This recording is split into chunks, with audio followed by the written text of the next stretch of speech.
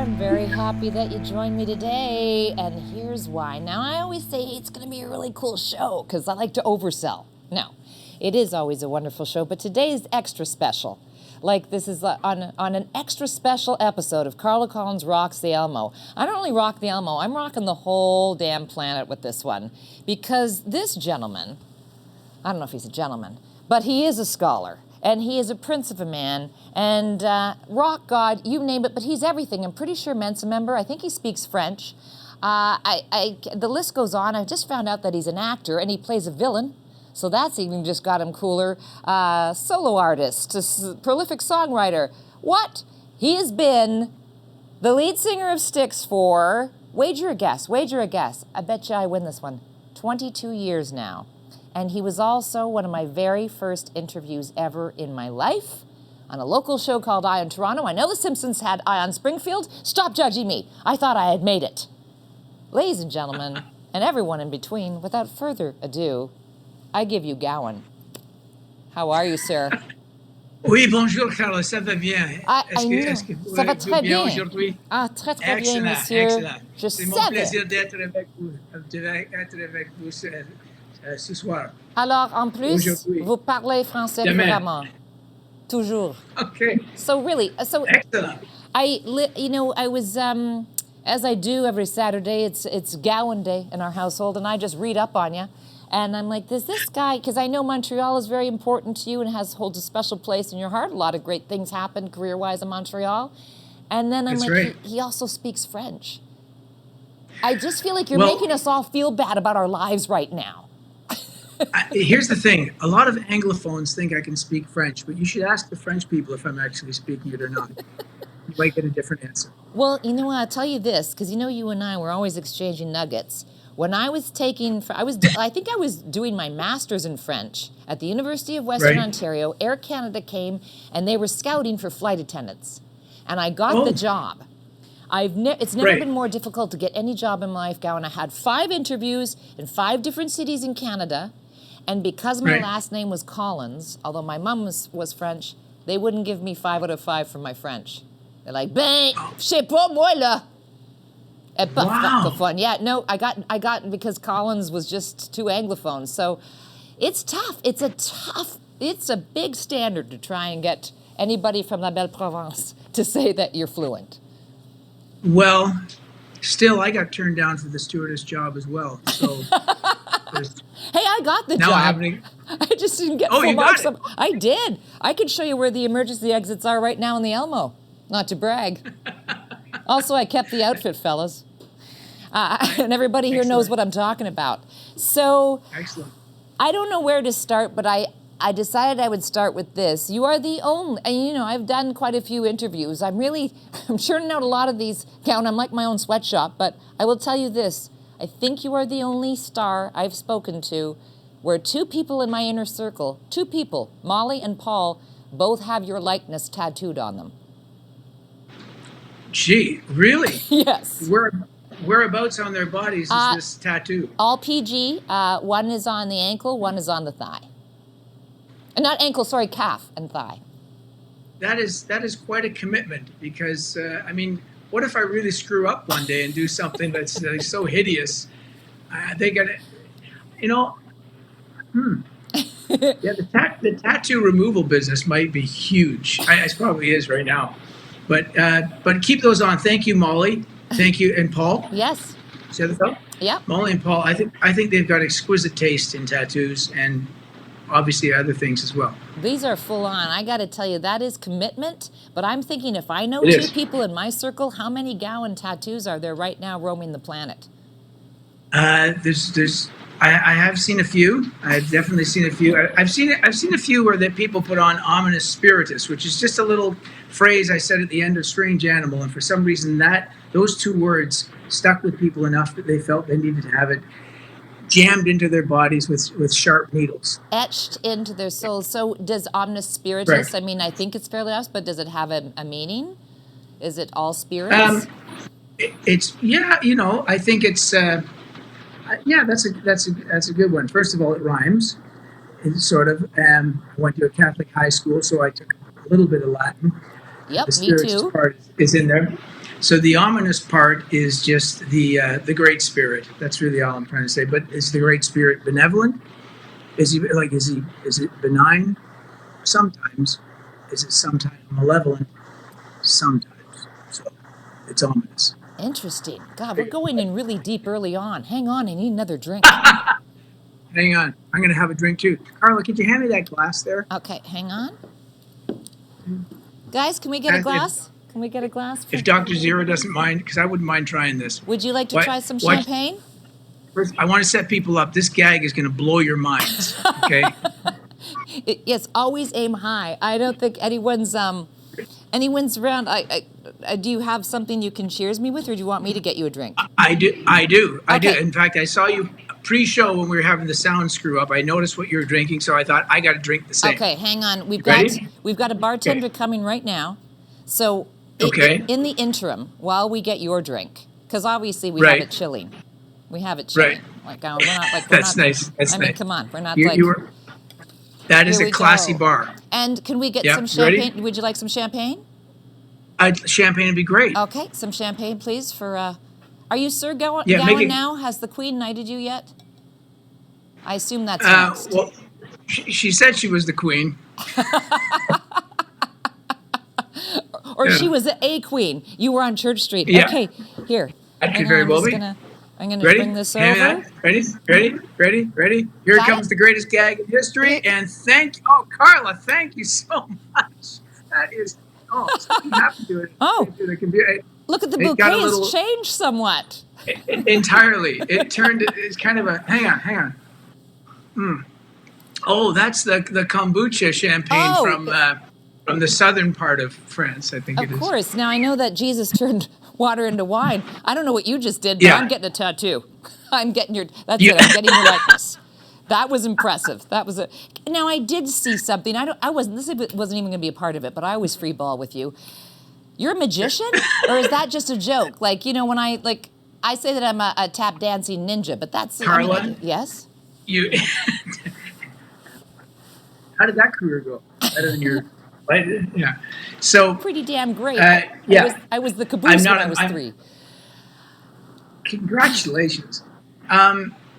Yeah, the magician thing. I had a couple of friends, one in particular who's a very good magician, and years ago he showed me some tricks. I have nothing that I can offer you here at the moment, but I'll tell you the day that I stopped being a magician. Okay. We'll go to the end game. Yeah, we'll go right to the end. I got pretty good with it. I'm pretty good with my hands. Being a musician, you can kind of acquire a musician can acquire a few magician skills if they practice them a little bit. Right. And so I was good at doing like simple things. But the best one I liked was there probably still exists. There's a thing called flash paper that magicians use to intimate that they just had a fireball come out of their hands or something. Or suddenly, okay. So my magician friend Glenn Ottaway, he told me, use maybe 1 or 2 sheets. He gave me a bunch of sheets of flash paper, and use 1 or 2 sheets of this at most. And so I used to start the show. It was the year when I got my spinning piano at first. It was 1990, and the album was. We opened the show with a song called "Fire It Up." So I would come on stage with the band. My stainless steel keyboard would be doused with lighter fluid. I would light the flash paper, throw a fireball out of my hand that would light the piano on fire, and we would start "Fire It Up." Right. And we went into the show from there. So that was impressive because the keyboard's spinning and it's on fire and I'm playing it. That was a year when I had particularly long hair, and as the tour progressed, I got more and more cocky with the flash paper, and I decided to ignore Glenn's warning, and I added two more sheets, 3 more sheets, because this guy out at the soundboard was saying it's not big, the fireball is not big enough. So I got up to like 7 sheets, and it was like, oh yeah, now it's getting better and better. Can you do 8? I did 8. Then we were playing in Newfoundland, and we were in St. John's. Of course. And I don't know why, it struck me, why don't I try 10 sheets? 10 sheets of flash paper. So I did the 10, bang, the greatest fireball, a good 3.5 feet, let's say in diameter, poof, piano's on fire, and I start the song, and I suddenly, my hair's down like this, and I notice it's receding. I had a receding hairline right before my eyes, and I can smell the burning hair, Oh right? no. And I realized, oh, I'm having a Michael Jackson moment. All And the great the musicians set their hair on fire. So did Richard Pryor. I mean, you're in good company. exactly, I felt it was incumbent upon me at some point. But the hair was crinkling. It was all over the keyboard, and the weird thing is this: after the show, I went look. It actually looked better. So I don't necessarily recommend it, but let's say you're in a pandemic situation, you haven't had a Yep. chance to get your hair done.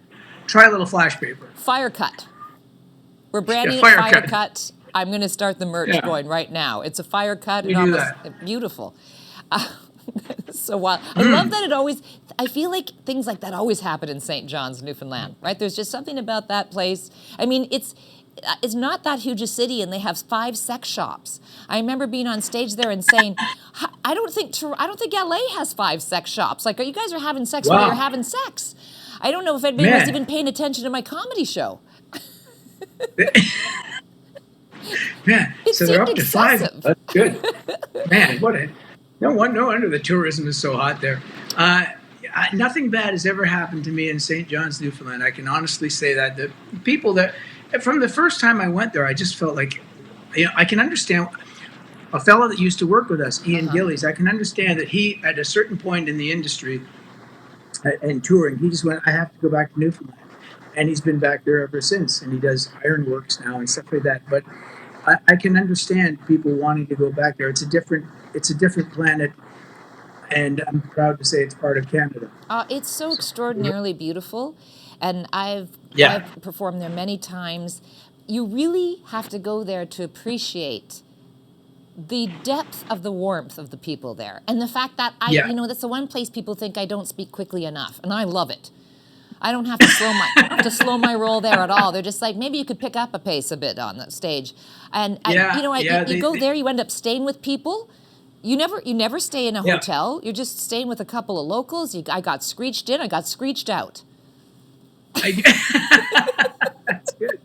That's really good. I know what you're saying about the speech pattern. It's kind of like my Irish relatives. It's close to that. There's a bit Yeah. of an Irish brogue in there, but it's their own thing.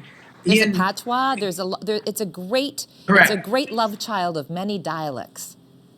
Do you have any particular? I have a particularly favorite Newfoundland phrase that I can still maybe kind of do that Okay. Ian taught me years ago. Do you have one? No, no, no. You give me yours. You give me yours. And it's really fast, so Okay. I got to practice it, right? I don't suppose you know no one needs the work done, do you? I think I understood it though too. I think I speak fluent Newfoundlandese. I don't suppose you need Yeah, someone who needs some work done. yeah. I don't suppose you knows no one Oh, who needs no right. work done. No, I don't suppose you knows no one who needs no work done, do you? I don't suppose you knows no one who needs no work done, do you? I don't know There where it my is. mind goes here, but I feel like that's the great beginning of some Newfoundland porn. Like that's the that's the repairman. Like, hello, miss. I don't suppose you knows no one who needs some work done. Bow, bow, bow, bow, Uh, bow. yeah. You know what? We've been locked up a long time. All right, Gowan. They're Okay. not all gems. They're not all gems. So, No, I can just picture that already. I can see it. Yeah, I need some work done. Yeah. come on in. So, it's hard to know where to begin with the Renaissance man. So, I'm going to do something a little bit linear and just take everybody to Okay. the land that time forgot, which is just 2019. So, pre-pandemic, Yeah. kids gather round, covered wagons. Yeah. Yeah. When we were still all out in the wild, you and the band Styx, which I believe, I think it's the 50th anniversary of Styx. Do I have that correct? In fact, the 50th anniversary of them signing their first record deal is 2022. So this would Okay. be year 48, 49. Yeah. So Yeah. it's closing in on half a century of existence of that band. You're Yeah. pushing the 50th. You're pushing the 50th. Pushing the 50th. And tell us about that. You had an extraordinary London show. I think the Palladium was sold out. Yes, that was last June 2019, and you know we we've gone overseas a number of times, but for me, we can never play in the UK enough because I I'm originally from there. You did well. My You wear the relatives live kilt there. proudly, of course. Yeah, sure. Uh, but to what was really important for me at that show, it's a little bit sentimental, but Okay. my aunt, who was when I was born, she was 19 years of age, and she was kind of my babysitter when I was a baby in Scotland. Sure. Yeah. And the fact that she came down to that show at the London Palladium to see me playing with Styx, and she would be 81 years old now, and I was quite impressed with that. And looking out at her in amongst this sea of lifelong devotees to this institutional band, the legacy of this band, and seeing her among all those fans, that was the real highlight of my life, because I just thought, this is astounding that I've been able Oh, to do this all my life, and I come back and see my aunt there, and she's rocking away, and that was that is great. That was just awesome. And that's a personal. what did she think? Was she blown away? Oh my goodness, it was absolutely brilliant. It was fantastic. I loved it. It was great. It was absolutely great. Do you remember I used to sing to you, "Come on, come on, come on, you lazy donkey"? I feel like your aunt sounds like a combination of Mrs. Doubtfire and Shrek. Yeah. When I do that Scottish accent, when my daughter was little, we watched Mrs. Doubtfire, and for a couple of days, I did that accent, to her, and I said, "Now, Jacqueline, be good when you go to school today. Pay attention." And she said, she stopped me. She went, "Daddy, stop that right now." And I said, "Why?" I thought it was just annoying. She said, "At the beginning of that movie, it said no copying." This is back when VHSs came Oh, out. The that's FBI so warned said that. adorable. Oh my Well, gosh, Lawrence. She's a very doctor smart. now, right? Exactly. Yeah, she got the brains. I don't know where they came. Well, they didn't come from me, but I do believe they came from my mom. Yes, she Well, was very perceptive at a very early age. no kidding. I mean, I just a little sidebar, because something that really touched my heart. This is the kind of person Lawrence is that you're a Renaissance man and you're doing, all this extraordinary stuff. But we were talking before the show, and I was Yeah, mentioning to you, because, we're doing this to entertain, to uplift during this crazy pandemic time. And I said to you, for yeah, me, I've been able to pivot. The worst part about the pandemic is I'm very close to my younger brother. We call each other pal. We've always been inseparable. And I said, he's teaching school at an all-girls school in New Zealand. I can't see him. And you responded with, "Oh, yeah, your brother. I met him after one of my shows." And I got to tell you, Lawrence, I was like, wow, the fact that you remembered that from a few years ago, just really, you're a prince among men. I mean, I'm sorry to gush, but that really, really struck me. oh, that's nice to hear. No, I have a pretty good memory. For people I've met, but however, no, there are times now when it shakes a little bit. I can admit to that. It's not. But I do, I remember that because I remember doing your show on CTV many years ago, and meeting you on that day, and I remember that. I know it was in Orange County when your brother came out to the show. It was great to meet him. Yes. No, can't take that right now. Sorry. Lawrence is Um, busy.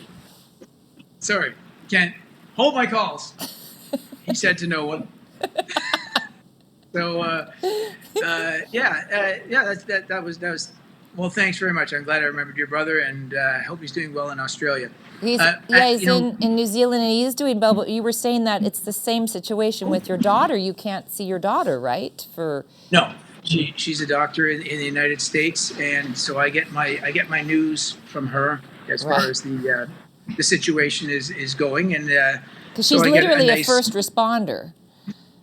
She is the front line of frontliners. Let me put Yeah. it that way. And Wow. I'll tell you, it's funny though. She did get something from me. She did. She definitely got one thing she inherited from me. She was definitely enjoying basking in the applause that she would get every night when she'd go back to her condo. And remember early on in the first couple Yes. of months, people were out on their balconies applauding, et cetera, et cetera. That has changed now. apparently it's not the applause so much as when they see her coming, still wearing your scrubs, coming home from the hospital, um, they clear a path, a good wide path. Right. Wide girth, I know. Like, Yeah, a wide. They give her a wide girth. She gets the elevator all to herself, and that's all good. well, It's a little disappointing that sometimes people will actually tell her that the pandemic's not real, and yeah, she must love wants hearing to that. she just I know I keep saying to her, you should please invite them to come with you to the hospital and witness what some people have been enduring, if they're lucky enough to endure it, through this thing. For you and I, although we have had to pivot, I guess they call it, to some new form of being able to do this, that's been a challenge, but the kind of challenge that's actually been fun. Exactly. Yeah, it's There are, nothing. you I know, call there myself are, a fifth responder. Like, I mean, and it's way down. right, last responders Right. right here. Yeah, you're above us. Musicians we're the last thing. I love the day when they told us that one of the great ways to super spread is to sing. No, that's it. It's singing and laughter, Lawrence. Singing and Oh, laughter. So we were, done. you and I are both in the same boat where that's going to get shut down unless it's virtual. And Yeah. I'm thinking though, in your case, at least it will keep you safe and injury free because I recently found out that you do all your own stunts, and that there was. I don't know if you're trying to break into comedy. No, sidebar. I have to tell you, and I'll tell anyone who listens that I've had the honor of doing a show with you, and that you're extraordinarily funny. And I need to say, I mean, there's athlete funny, like Shaq, he's funny for an athlete. There's musician funny, and there are a few of those. But you're actually funny. Like you are better than 4 out of 5 stand-up comics. Don't listen to them. I'm musician funny. We do qualify that. I'm musician funny. If a musician's really funny enough to become a comedian, because I've got such respect for comedy, I can't tell you just the great respect I have for it. If a musician is good enough to become an actual comedian, he's probably not that good a musician. That's just been my observation. I know, for example, that Ricky Gervais was a musician back in the 80s. Yes, he had the very musician look. That's right. And we never heard of him. No. So, and then he did comedy, and now, he feels like one of my closest friends, although I've never met him. But, he's enriched my life in ways that his music never did. Well, exactly. And he, I have to tell you, I've always been a big Ricky Gervais fan, and he, doesn't subscribe to the cancel culture, which is, really weighing on a lot of comedians, where I'm like, look, we're just supposed to be the rodeo clowns. We are not, teaching your children or pundits. We're just, we're there to entertain, and we should be the ones allowed to go to the extremes. But Ricky's show on Netflix, Afterlife, I can't believe his intense capacity for empathy. Like that blew me away. It blew me away too. That is such a. I mean, you got to be careful about the word masterpiece and genius, because they do get thrown around an awful lot. Mm-hmm. But that when comedy goes so deep to the marrow of your bones that it's painfully funny. I was in tears a lot watching that, because he just got it right. Yeah. And I thought he's lost someone very close to him, or he's the greatest writer in the world. Yeah, it chokes you up. It chokes you up, but at the same time, it's painfully funny, and also, you're squirming. I mean, it makes you actually squirm, and laugh, and get choked up, and all of those things, which is so masterful to be able to do that. Dare I say masterpiece? Yeah, I think it fits there, because I think good comedy does make you squirm or think, or gets you a little uncomfortable. It gets you out of your comfort zone, or it should get you at least seeing something from a different purview.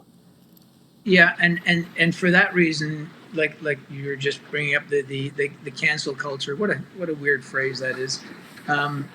If you handcuff that. I honestly think that the shortest distance between people is, I'm not making this up, but is to be able to laugh together. Yeah, it's a Norman Cousins quote. Yes, absolutely. That's okay. So that is the shortest distance between people. So whatever it takes to bring that on,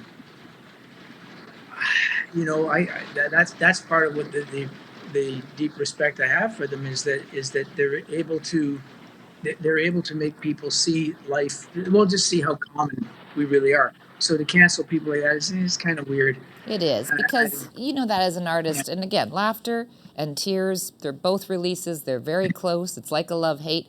But this is a great segue into my question, is it for that reason, Lawrence, that you Yeah. did a half-gainer faceplant into a piano? Were you trying to go for the It was laughs? it was exactly for that reason. I was going for the laughs, and oh my god, The crowd ate it was. up. Well, put it this way, I was hoping it didn't put the crowd in stitches, but it did that to me. Oh, well, there you go. So You got to make yeah, yourself. there you go. Oh, wow. So When did by the this way, happen? what, the dad jokes or the accident? Well, Okay. either way, someone's getting hurt. Exactly. Yeah, they're both painful. It was in Quebec. It was just north of Montreal. It was in a town called Saint Eustache. Saint Eustache, yes, I know it.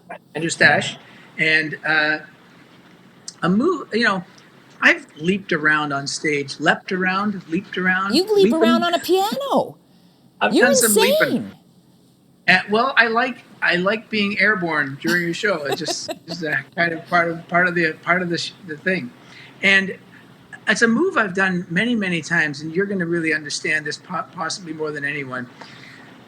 When I do my solo shows, that's when I've been performing in a kilt, and you saw me in the kilt when we did our show together. Yes, we did. And what I've learned is that the moves that you do in pants and the moves that you do in a kilt don't necessarily match, they don't mirror up like perfectly. You have to kind of rehearse the kilt moves differently from the pants moves. And the jumps there's an obvious difference when you jump. When you jump off something in a kilt, way too much show can ensue. And so in this instance, it was a jump I've done many times. Todd Zuckerman, the drummer from Styx, was on this solo tour. Has been on all my solo tours in the last 10 years. Mm-hmm. And Todd finishes this spectacular drum solo, and I jump from my riser over to his riser, and so it's not Evel Knievel, but it's enough that on stage it's fairly impressive when I go from one tempo to riser. And as I tried to do that in a kilt, the kilt pops up a little bit, and my line of vision is not what it should be when I need to check out where I'm about to land. Sure. And as a result, I went headfirst into his drum kit. Hang on, let me see if I can find it. I think it's over here. There's a terrible. Is it that side? I've even forgotten which side. Well, that's pretty Anyway, good. Obviously, you've healed up like an alien, because I don't see anything. It went. Oh, hang on! Look at that! Yeah, it's right there. But it went up into my scalp, and it was 13 stitches, and but the deal was that the blood. Can you get a head wound? Oh, we all know. It's like something out of Monty Python. Of course. We've all exactly. Yeah, I'm from the Sioux. I've had head wounds. I have a stitch. Yes. It's a road map. Yeah. Like I always just say you should see the shark. It's in worse shape because I've been exactly. So it's a sprinkler, and it begins running down my face. And the great thing is, I actually heard the audience go, "That's a hard collectively." Hear, but there were enough.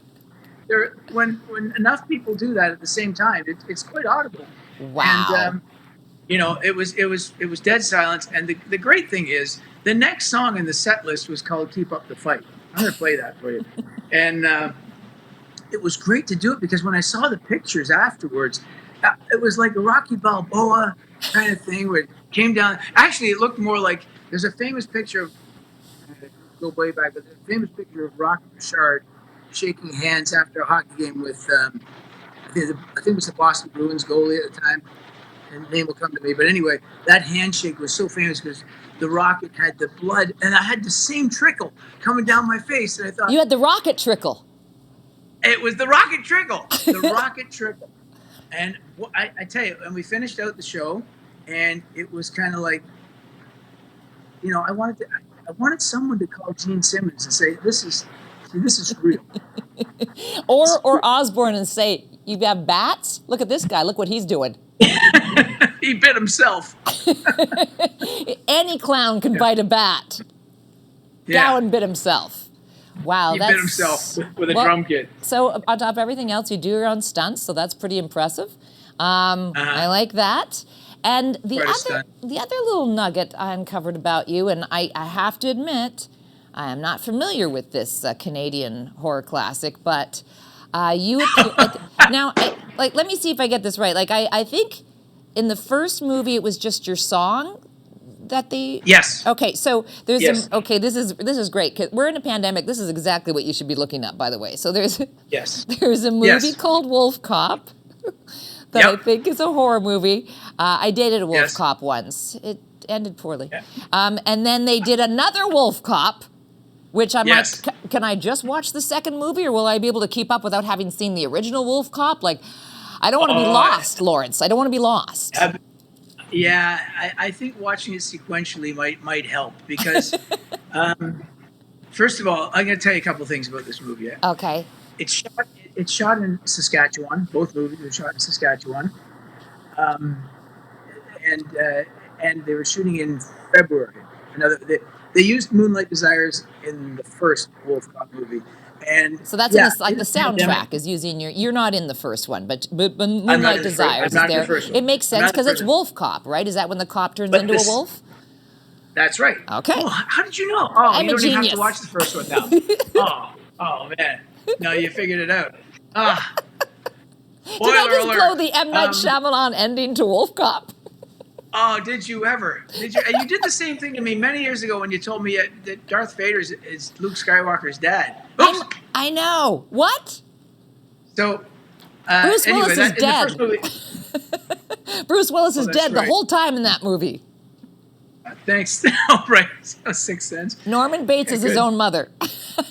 God damn it. I know. This is like the Carla, spoiler podcast. Stop. You're driving me to drink. But then I hear that, like, so in another let me tell you this. Okay, go. You go.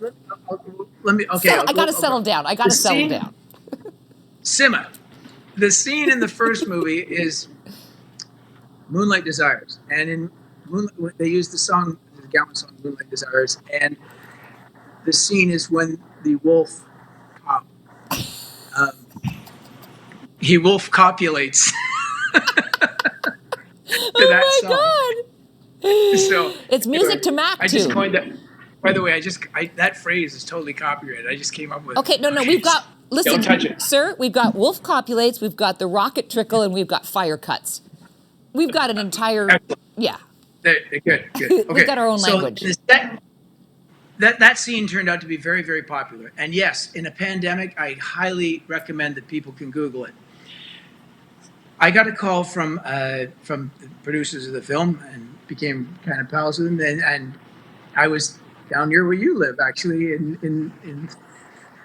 was in California at the time when they called. And they called basically the first week of February, and they said, "We're shooting in 2 weeks here in Regina, and we want to know if you want to. We have a character that we'd like you to play in this Wolf Cop sequel, another Wolf Cop." And I said, "Okay, well, what's the character?" And they said, "We'd rather tell you when you get here." So you can understand. That's always good. This is, yeah. So of course I'm really intrigued. And here's the other thing: during Styx shows, there were in various cities, people were holding up DVDs and pointing at them, and I didn't know what they were. And in Salt Lake City, I actually pointed out a couple of guys. I pointed out a couple of guys and had a crew guy go get them. I said, "Bring them backstage. I want to see what that is they're holding." And when they came back, they were holding the Wolf Cop movies, and the first one that I'm not even in. And they said, "We're such fans of this movie, and we love Moonlight Desires. Are you guys going to play it?" I said, "No, that's not a Styx song. That's a Gowan song." So anyway, that's why didn't you play it? The other guys in the band are like, "What the hell is going on?" Yeah, exactly. So when I got the call, I thought, I'm intrigued. I went to Regina. They met me at the airport, and in the car they said, "You're the organist at the hockey game." Very Canadian. I perfect. I said, "That's good. I can do that." Anything else? They said, we haven't really made our great decisions on it yet.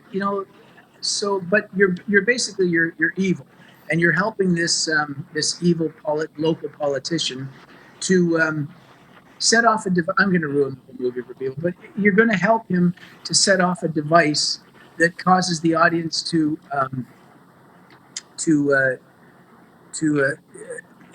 expectorate or to barf up their chicken milk stout, which is the drink that we have at these hockey games, and then the alien lizards are going to pop out of their chests. Wow. But you can't make this stuff up, but apparently they did. And I'm not even sure if I'm not dreaming right now. Like, I feel like I should check my temperature. This feels like a fever dream. I got to be honest, Gowan. And I think that's exactly what they are intending. So I slept on it, woke up the next morning, I said, here's what I think. My character's name is Organo. He just plays the organ. That's all he does. And Organo is, he's a dick, as well as being a really bad guy. And have him, just build a scene around that. So there's a great scene with a guy named John Terry and Jonathan Terry, where I'm playing the organ, and basically I do the worst rendition of "O Canada" ever. By the way, dear. I begged them not to put that on the soundtrack. Yeah, because Organo can't sing. No, he plays the organ great, but he can't sing. People get upset, like when Roseanne Barr spat during the national anthem. They exactly. Don't like you to mess with that. Don't play around. Don't ever play around with the anthem. Don't ever that's play sacrilege. around with the anthem. It's a bad idea. Yeah, you don't play around with the anthem, and you don't say anything bad about Wayne Gretzky. These are just Canadian laws. Absolutely Canadian laws. By the way, I would say to any anthem singers out there, the melody to "O Canada" is really fine the way it is. It doesn't need any fixing. Just if ever you happen to be doing the anthem, I'm not telling you what to do, but check out that melody. It's really, really good. Anyway, don't Christina Aguilera it up. The cop breaks in. I'm not going to tell her anything. So anyway, the cop breaks into the organ booth. After the crowd is going crazy, and he kills me. He shoots me dead. But at first he doesn't say my name properly, which is really what pisses me off in this film. Is that people say oregano or they say organo, and I'm constantly saying you're Italian. Yeah. By the way, I'm not wearing, again, much like the kilt, I'm not wearing any pants in that movie. Okay, are you wearing pants during this interview? Because I'm really starting to become suspect. All of your stories involve you not wearing pants so far. I was going to ask you the same thing. I never wear underwear, but I'm always in pants. I mean, I'm a lady, not an animal. I'm not a strange animal. Yeah, I went for it. I know. Stop it. Yeah, we're having too much fun, and I'm also drinking, which I don't generally do. I want us, of course, to get you and I could talk forever. I really do adore you, and I think everybody knows what a mensch you are, and that I feel like we could spin any topic right now. Like if we had a topic wheel, and it would be like Michael Flatley, Lord of the Dance. You and I could do a tight 15 on it, right? Maybe. In lederhosen. Maybe. I don't know. I'll make it more challenging. Tommy Shaw wore lederhosen on stage when we played in Frankfurt, Germany. I swear to God, he did. He did. Oh my gosh. And it was Halloween of, I think, 2011. Yeah. That's my lederhosen story. There's a lederhosen story, because they're just like, yeah, it's Oktoberfest up in here. Oh, yeah. Kitchener. Exactly. Well, again, went to high school in Guelph. So this is Dr. Zira, of course, as you know. Zira and I feel like we have front row seats to a Gowan concert. Is this true? Are you going to... I mean, there's a piano in the background. I feel like it's taunting me. Yes. There's a piano there, but what's better is, because we're still lockdown city, is if we go downstairs, my son, Dylan, is living here. He's 2 a drummer, generations. So oh my God, he'll probably be living here forever, and that's fine. No, he's a great drummer. Actually, I'm going to mention his band. He plays in a band. Well, it's a metal band that won the Wacken Festival, by the way. Really? Spirit. Yeah, that's in front of 120,000 people, and they vote on the best metal band from around the world. And anyway, they're great. That's Vesperia. He also has Io Mary plays in a local band called Birds of Bellwoods, who are Okay. a great young pop band. But anyway, he's at home, and nepotism is kind of runs in the family. Enjoy this private, intimate concert with Gowan and his son Dylan. All right, Carla. Here we are down the basement. Come on over here. Gonna start this off. Okay. So we're going to start with a song about resilience, and I think we both know how that can work for you. So if anyone out there can apply this to their own life, please do. It's from my very first album, from 1982. The song is called "Keep Up the Fight."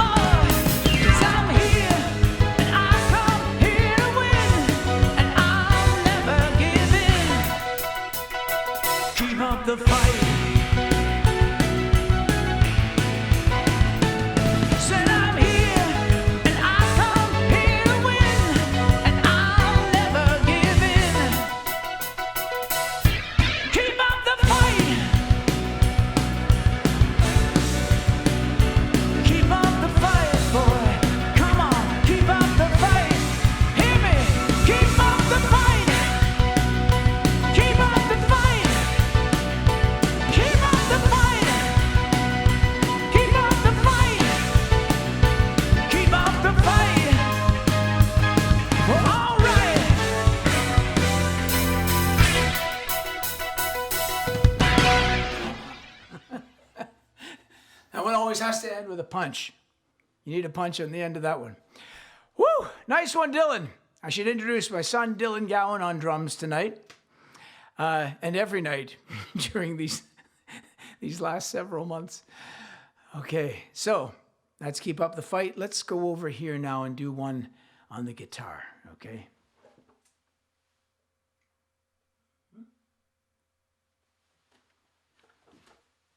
Yeah, so here we are on this specially painted guitar for a Moonchild Psychedelic Holiday. But today we're going to play a song from, it's from 1993's You Can Call Me Larry album, Lawrence Gowan, but You Can Call Me Larry. And although we are living in a material world, and I am a material girl, this is a song that's completely in the opposite direction of that. So it talks about the higher things in life. So it's called Out of a Deeper Hunger. If you want to count that one in, Dylan.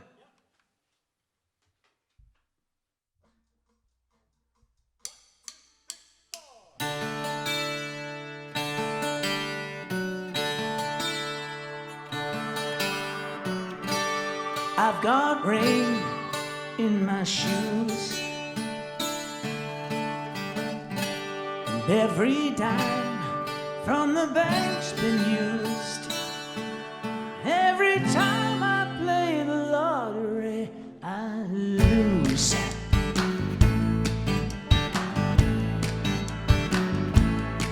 But I don't care much for the clothes that I wear. Bothered by the state of my hair. Set my sights on finer things than all a rich man's gold can bring. Out of a deeper hunger, I'm at your door tonight. Out of a deeper hunger, I want you.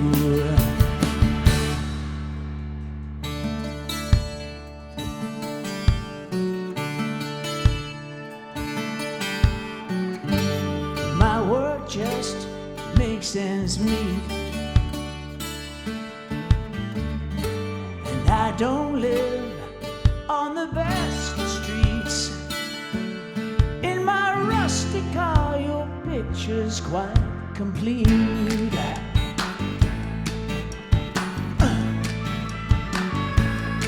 But don't be fooled by this appearance you see. There is one thing sure to motivate me. Baby, since I'm not impressed by common measures of success, out of a deeper hunger, I'm at your door tonight. Out of a deeper hunger, I want you.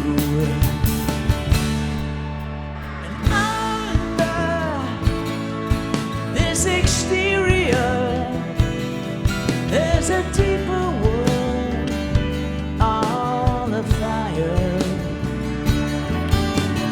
I knew when I looked at you, you got something to bring me high. Set my sights on finer things than all a rich man's gold can bring. Out of a deeper hunger, I'm at your door tonight. Out of a deeper hunger, baby. It's burning in me where it never felt so empty. Out of a deeper hunger, I want you. Out of a deeper hunger, I want you. Out of a deeper hunger, I want you.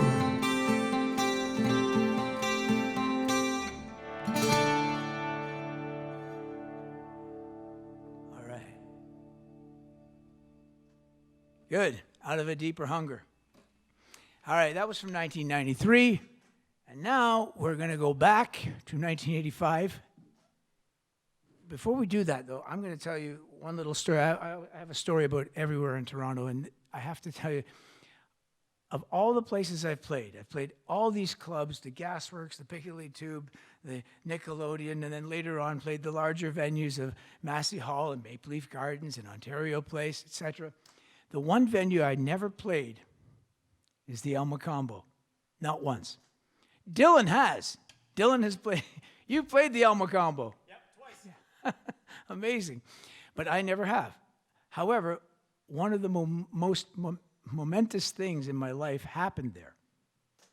I'll tell you what it was. I was 15 years old, and my next door neighbor, who was a huge rock fan, Pat Farr, he told me that Burton Cummings was singing at the Elmo Combo for a week with McLean and McLean. He was a special guest.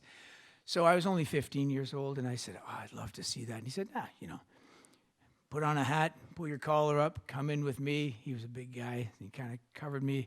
So I went in underage, and as soon as I walked in the door, there was my singing idol, Burton Cummings, at the cigarette machine, and I immediately went up to him and said, Burton, hi. And he's trying to get cigarettes out of the machine, and he goes, hey. And I said, I'm a huge Guess Who fan. He goes, great. I said, Bert, how do you become a great singer? And he opens the pack of cigarettes, lights them up, and he goes, geez, I don't know. Sing a lot, I guess. So that became my mantra. I got that at the Elmo Combo. That became a mantra for me for a number of years, and I'm still doing it. So I love that story. I hope you did too, Carla. So I'm going to go over here and do a song about the fact that I've never played at the Elmo Combo. And it's from 1985 because it's remained an elusive, strange, well, you'll see. All right. Taking my coat off for this one. Okay. Look at that nice logo there. Oh, yeah. And here it comes. Wrong machine. There.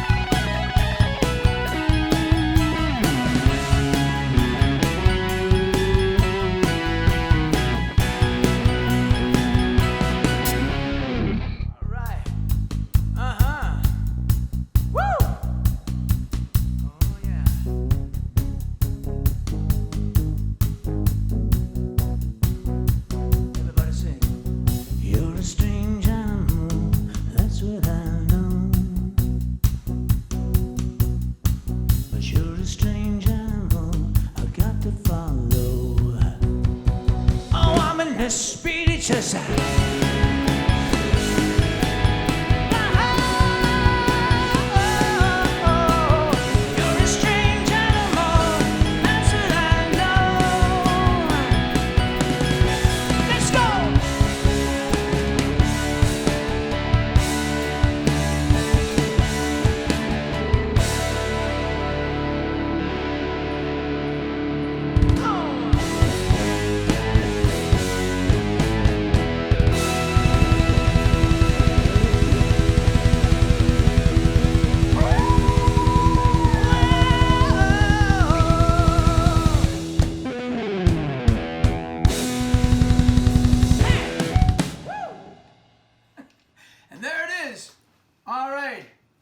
Enjoyed that, Carla. Very happy to finally play the Elmo combo from my basement. All the best, everyone. Enjoy yourselves. Stay well, safe, and all those things. And we'll see you somewhere up the road before you know it. Thanks a lot. Bye-bye. Nice job, Dylan. Cheers. I gotta be honest, I don't know how to follow any of that after Gowan's amazing concert and that interview. But to say thank you so much for listening or watching us today, and that the crew, Michael the producer, Dr. Zira the Chihuahua, and myself, we all want to have Gowan's babies. I'm just speaking my truth. It's a goddamn pandemic, and we're having his children.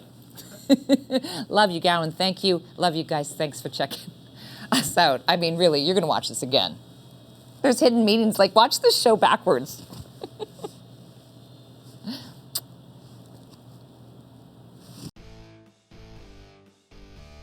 Wow, I'm not usually speechless. That was just extraordinary.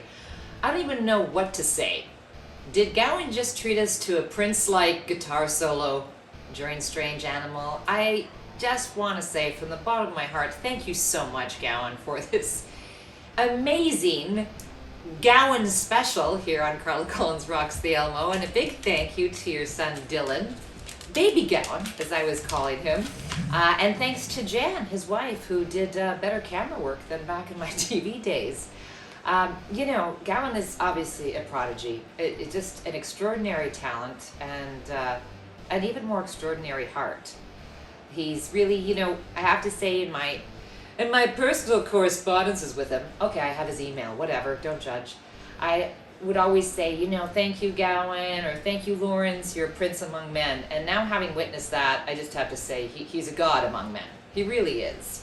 And I don't know when you're watching this. It could be 6 months from now and you're like, bitch, why are you talking about New Year's? But right now, in the moment, New Year's Eve, that was our New Year's Eve special. Can't think of anyone I'd rather ring it in with than Gowan. And what a beacon of light, symbol, example he is, because, you know, he's touring with Styx. He ain't 19, and he reminds me of a George Eliot quote, "You're never too old to become what you might be," which I think is great. I wanted to look at my tiny pussy. You know, I get distracted easily. I was going to research a quote for New Year's and have something super wise to say, because everybody's been spending the whole year bashing 2020 like Satan's vision board and throwing shade. And two things. When it comes to 2021, maybe ask not what the year can do for you, but ask what you can do for the year. Because I can't think of anything else, I'll leave you with this. You will never be bored when you try something new. There really is no limit to what you can do. That's Dr. Seuss, okay, bitches? He was a doctor. So listen, on behalf of everybody here at the Funny Farm, Michael Stewart Webb, our producer, the gang at the Elmo, the crew, Nibbles, Dr. Zira, Cadbury, Duke, the 5 horses of the apocalypse, I want to wish you and your family a very happy new year. And if you're watching this in July, 6 months from now, remember every day can be a new year. Cheers, Santé, L'chaim. I'm such a Jew wannabe.